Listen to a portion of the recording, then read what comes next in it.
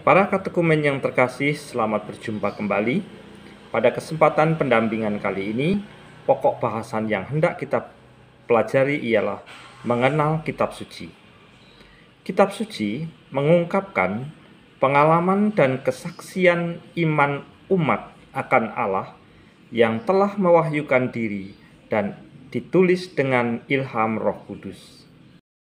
Adapun tujuan pendampingan setelah mempelajari pokok bahasan ini, diharapkan Anda mampu menjelaskan pengertian wahyu Allah menurut Gereja Katolik. Yang kedua, Anda mampu menjelaskan alasan kitab suci yang ditulis oleh manusia dikatakan sebagai sabda Allah. Yang ketiga, Anda dapat menjelaskan maksud dengan membaca kitab suci, kita mengalami perjumpaan dengan Allah. Yang terakhir, Anda dapat menjelaskan hubungan Perjanjian Lama dan Perjanjian Baru. Hal menarik dalam pembahasan kali ini disajikan suatu ilustrasi dengan judul Pak Pincang Pejuang Kemerdekaan.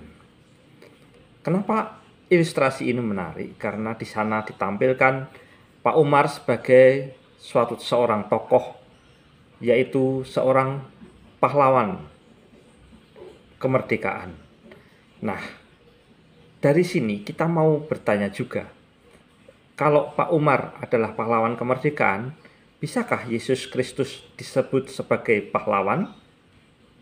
Tentu saja hal yang berbeda. Pak Umar berjuang untuk kemerdekaan bangsa dan negaranya, sedangkan Yesus Kristus adalah seorang juru selamat. Dia adalah Mesias. Duduk persoalannya adalah demikian.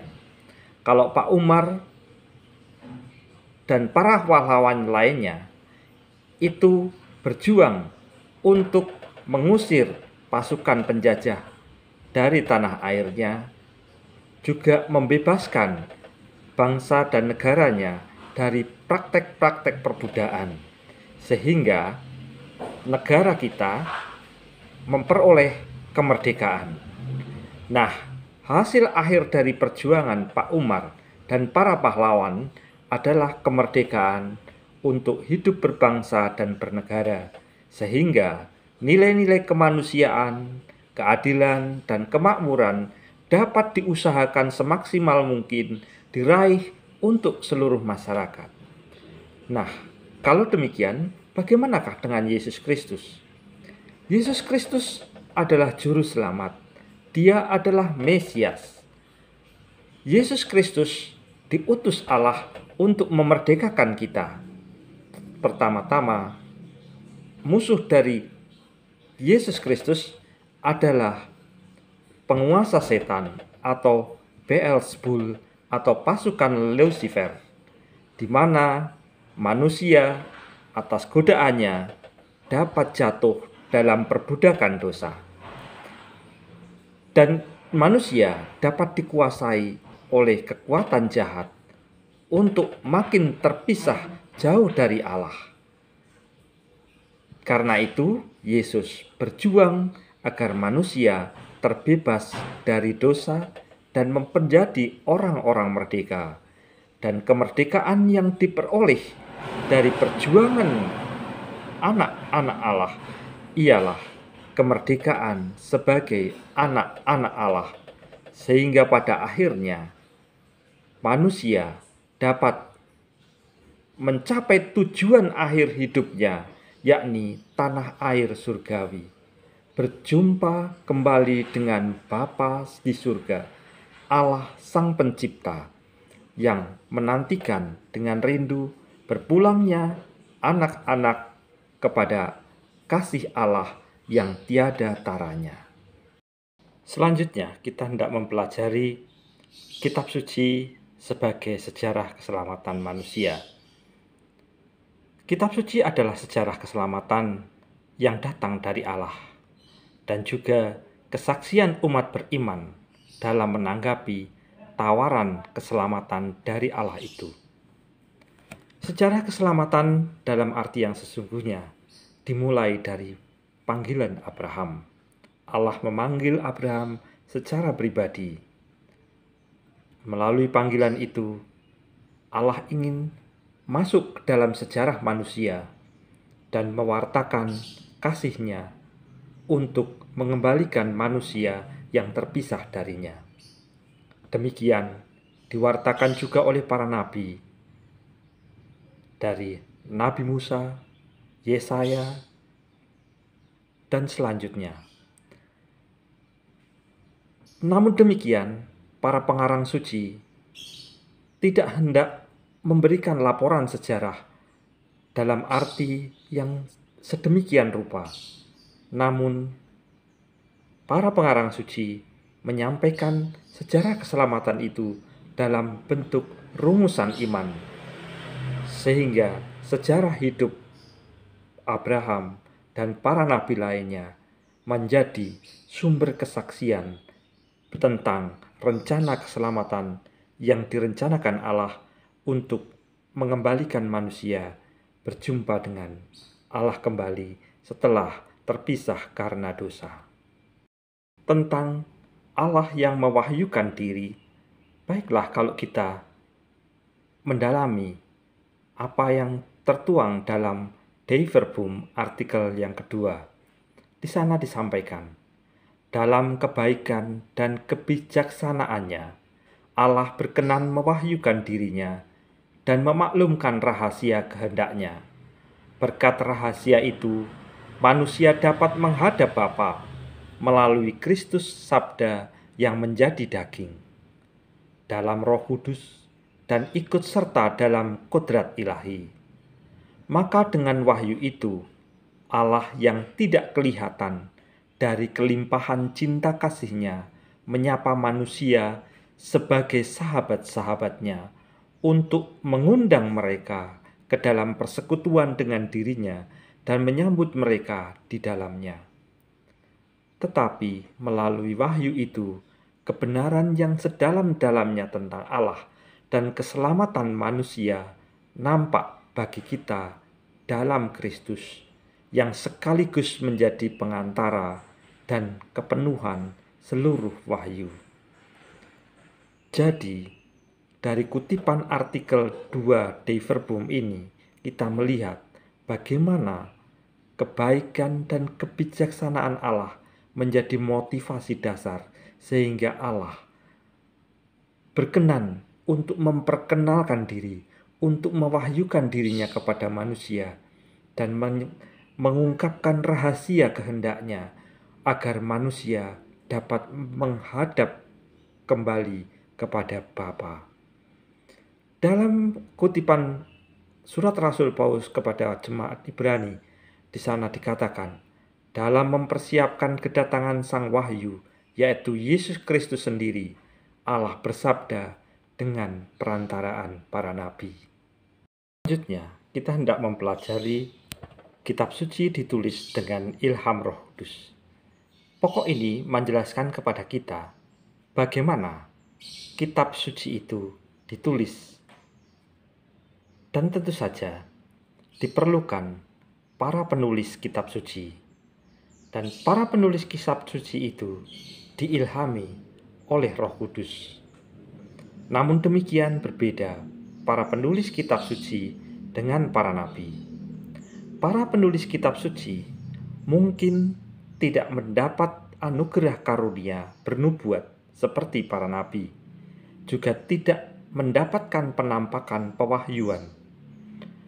Tetapi para penulis kitab suci mendapat karunia untuk merumuskan iman yang hidup dan yang diyakini oleh jemaat. Dalam artikel yang ke-11 Dei Verbum, di sana kita dapat melihat dan mencermati berkat karunia Allah itulah maka kitab suci disebut sebagai sabda yang diilhamkan. Konstitusi Dei Verbum menyatakan hal ini demikian.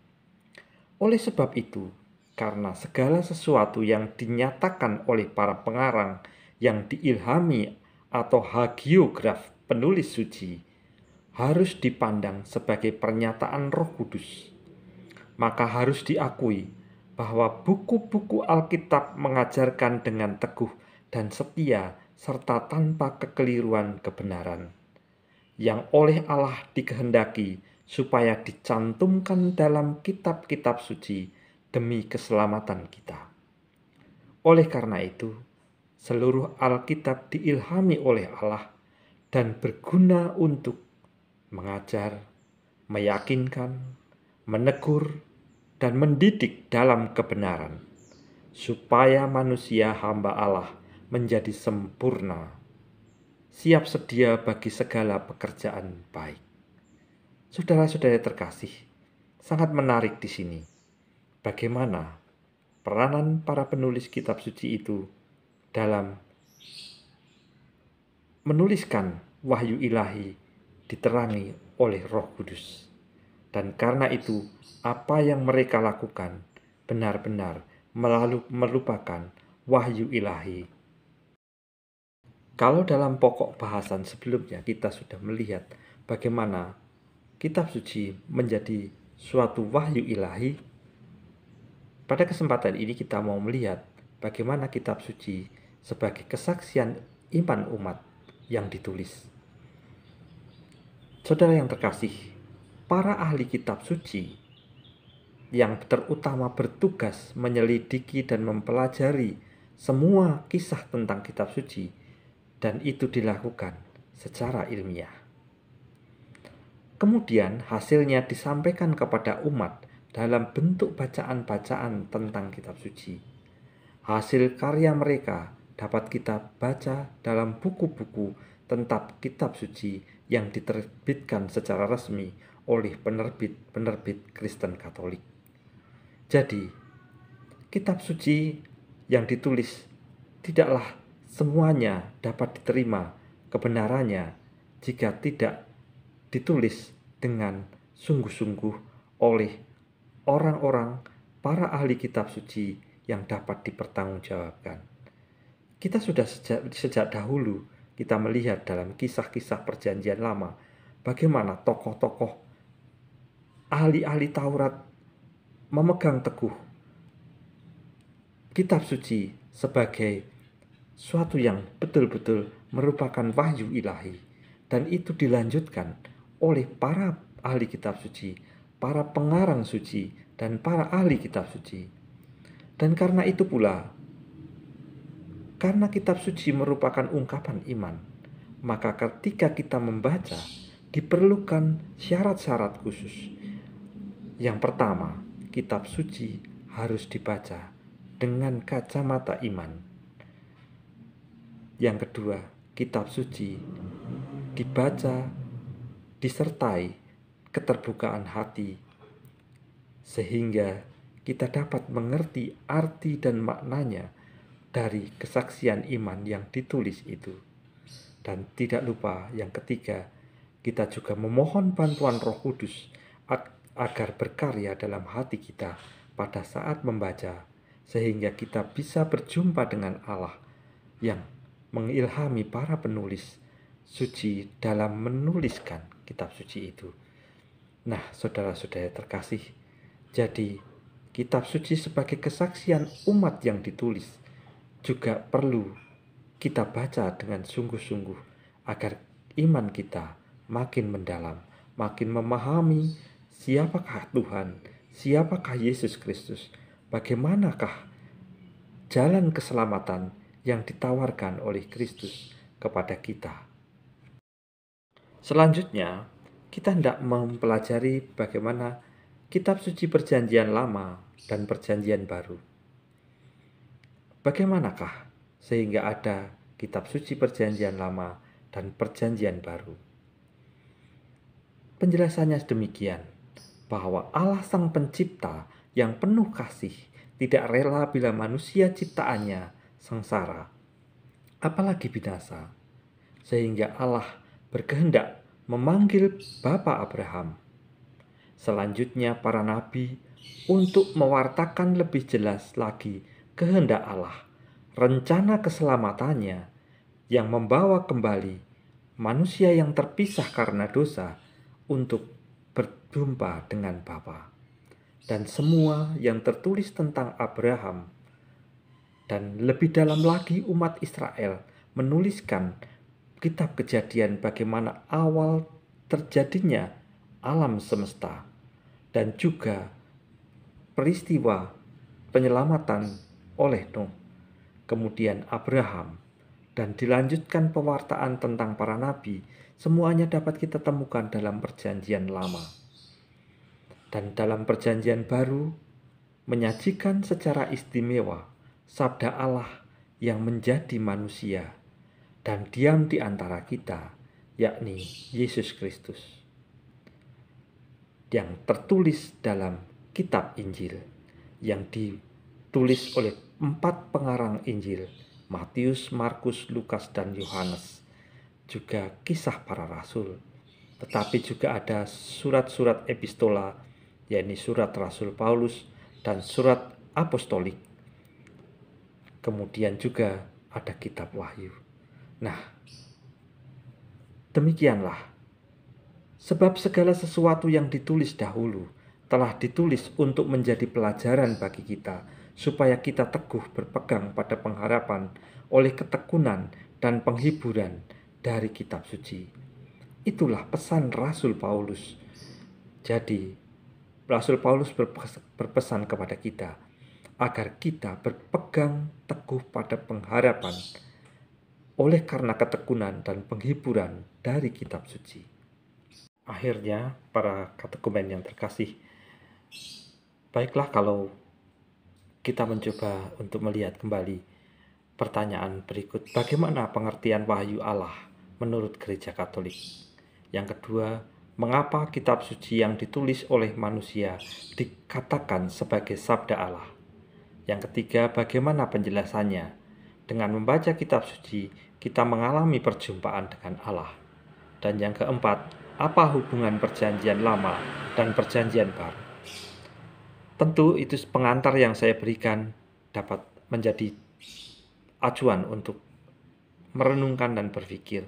Dan terlebih lagi, kalau Anda dapat mempelajari pada naskah yang akan saya berikan di Google Classroom. Selamat mempelajari, sampai berjumpa kembali pada pokok yang berikutnya.